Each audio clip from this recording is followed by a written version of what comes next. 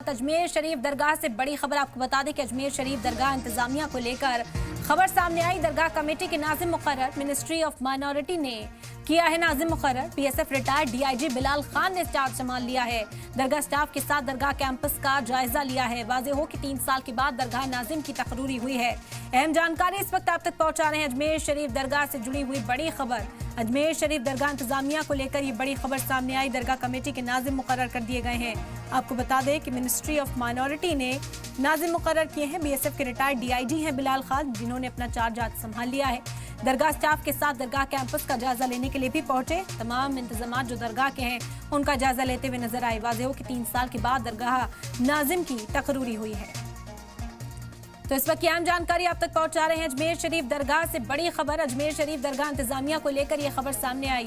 दरगाह committee के नाजिम मुकर्रर किए गए। मिनिस्ट्री ऑफ माइनॉरिटी ने नाजिम मुकर्रर किया है। आपको बता दें कि बीएसएफ के रिटायर्ड डीआईजी बिलाल खान ने आज अपना चार्ज संभाला है। बिलाल खान को ये चार्ज दिया गया। नाजिम मुकर्रर किए गए हैं बिलाल खान। दरगाह स्टाफ के साथ दरगाह कैंपस का जायजा लेने के लिए पहुंचे हैं। वाज़ेह हो कि 3 साल के बाद दरगाह नाजिम की तकरूरी हुई है।